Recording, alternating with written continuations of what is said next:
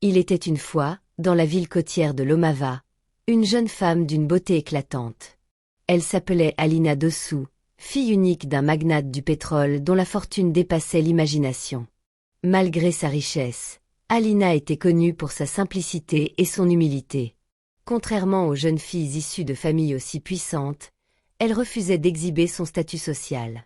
À l'université, elle choisit de loger dans la résidence étudiante, partageant le quotidien ordinaire des autres, alors qu'elle aurait pu habiter dans un manoir luxueux à 2 pas du campus. Un après-midi, en se rendant au siège de la compagnie de son père, elle remarqua un chantier de démolition. Parmi les gravats, un jeune homme, visiblement accablé, fixait les ruines avec des yeux rouges de désespoir. Le regard d'Alina fut immédiatement happé par la douleur de cet inconnu.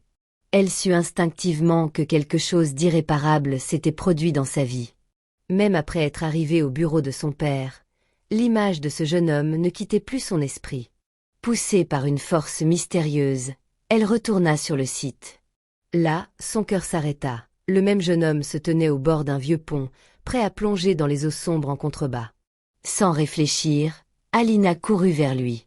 Sa voix tremblait mais portait une force inattendue. « Je t'en prie, n'abandonne pas ta vie. Peu importe ce que tu as perdu, il existe toujours une raison de continuer. » L'homme, bouleversé, répondit d'une voix brisée. « Tout est fini pour moi. Mon rêve, mon travail, mon avenir. Tout a été détruit avec ce bâtiment. » Alina s'approcha, ses yeux brillants de compassion. « Mettre fin à tes jours n'effacera pas ta douleur, au contraire. Peut-être que je ne connais pas ton histoire, mais je sais que tu vaux plus que ce moment de faiblesse. » Un silence pesant suivit. Le regard du jeune homme croisa le sien, et quelque chose en lui céda. Tremblant, il fit un pas en arrière, quittant le bord du pont. Il se présenta, Jonas Sakani. Le bâtiment démoli n'était autre que le siège de sa petite start-up technologique, fruit de toutes ses économies et de longues années de travail. À cause d'un litige foncier orchestré par des concurrents puissants, son entreprise avait été rasée. Sa vie, son avenir, tout semblait réduit en poussière. Touchée par son récit, Alina décida de l'aider.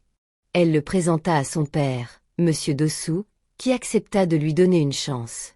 Avec ce soutien inespéré, Jonas relança son projet. Rapidement, les investisseurs affluèrent, et en quelques années, sa petite entreprise devint un empire numérique florissant.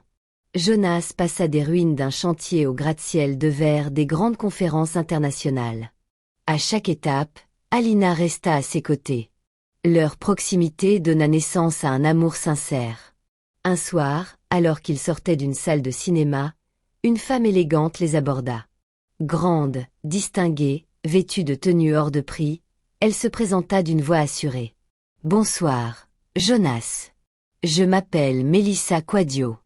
J'ai suivi vos exploits et je suis impressionnée. J'aimerais beaucoup dîner avec vous pour discuter d'affaires. » Elle ignora volontairement la présence d'Alina, comme si elle n'existait pas. Jonas, surpris, accepta néanmoins son numéro.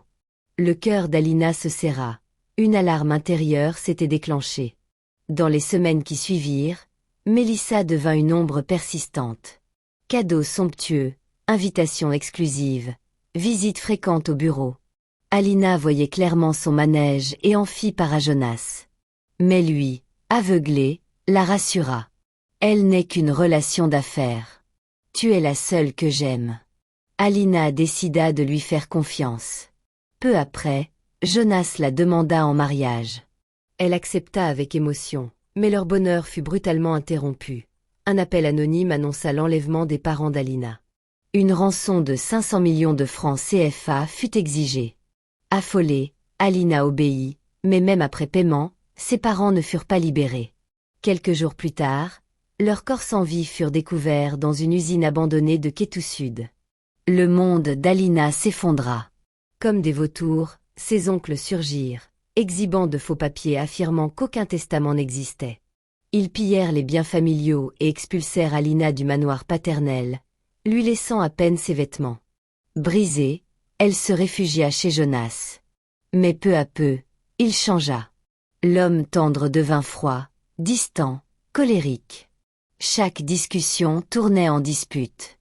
Alina pressentait que Mélissa n'y était pas étrangère. Ses craintes se confirmèrent un soir d'orage, lorsque Mélissa entra triomphalement dans la maison, accueillie par Jonas lui-même. Devant une Alina effarée, il déclara « Fais tes valises. Mélissa reste ici. Toi, tu n'es plus rien sans ton père. » Sous la pluie battante, Alina fut jetée dehors. Trempée, humiliée, elle pleura toutes les larmes de son corps devant la porte close. Ce fut Ahmed, le gardien de la résidence voisine, qui l'accueillit et lui offrit un abri. Cet homme simple mais généreux devint pour elle un soutien discret mais précieux. Pendant ce temps, Jonas, séduit par la prétendue richesse et les relations politiques de Mélissa, croyait avoir trouvé une nouvelle voie. Mais un jour, une vérité éclata. Mélissa n'était pas la fille d'un ministre. Elle avait été engagée, par le père d'Alina lui-même, avant sa mort, pour tester la sincérité de Jonas. Tout son comportement n'était qu'un piège destiné à révéler sa cupidité. Pire encore, Ahmed, qui se révéla être un agent infiltré des crimes spéciaux, remit à Alina des preuves accablantes. Jonas avait été complice de l'enlèvement de ses parents. Les photos montraient ses rencontres avec les ravisseurs, ses échanges financiers et sa trahison. Face à l'évidence, Jonas s'effondra, implorant pardon. Mais il fut arrêté sur le champ et condamné à la réclusion à perpétuité. Quant à Alina, elle reprit l'héritage de son père. Un testament secret, soigneusement conservé, la désignait comme unique héritière. Ses oncles, démasqués, furent déshonorés publiquement. Alina devint PDG de l'Empire Dossou, respectée pour sa dignité, sa force et son humilité malgré les épreuves. La presse titra « Alina Dossou, l'héritière qui renaît de ses cendres ».